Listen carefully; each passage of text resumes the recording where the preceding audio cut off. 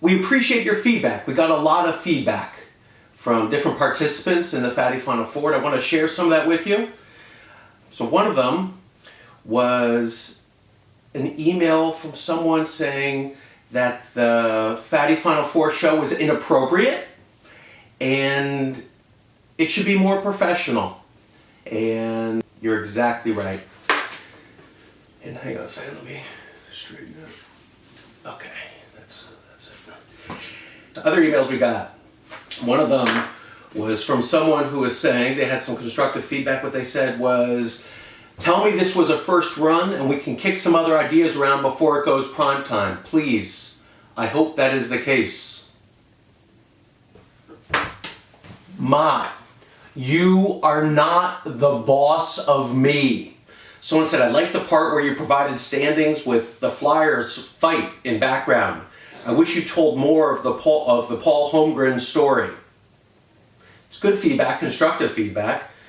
The problem is, this isn't a Paul Holmgren documentary, idiot. That's not what we're doing. I'm not doing more backstory on Paul Holmgren. Holy crow. The person wrote an email saying that they felt that the Fatty Final Four show was inappropriate and that there are children in the Fatty Final Four. And it's true. So going forward, for this episode at least, what we're going to do to keep the kids interested is throughout the episode, we're going to have farts. And what the kids need to do is count the farts throughout the episode. And then at the end of the Fatty Final Four show, they count up the episode, they send me an email saying how many farts they heard, and maybe they get a special prize for having the right number. See? There's one. She was standing at the loading when the trucks rolled up. First place. There's only two teams left, UNC and Gonzaga. If UNC wins, James Sully will win $400 donated by Mrs. Stewart.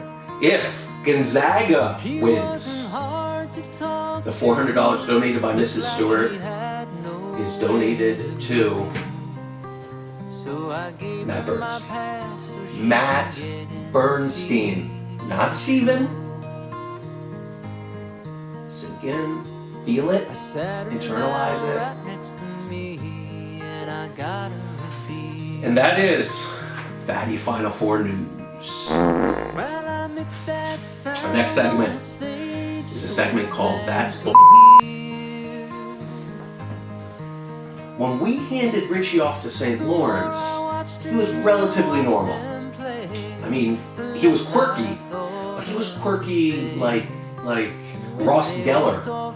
When Richie got back from St. Lawrence, he was no longer like Ross Geller. He was more like Gator, that guy.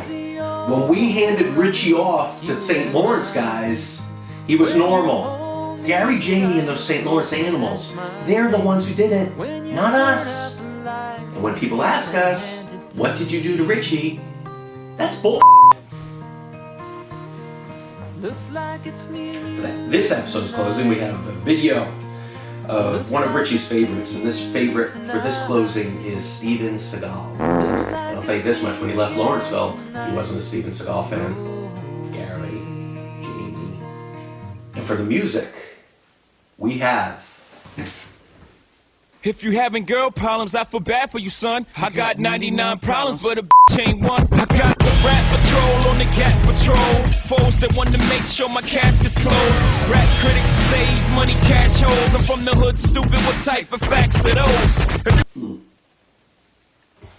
Richie hated rap. Not rap. For the music, we have the Eagles.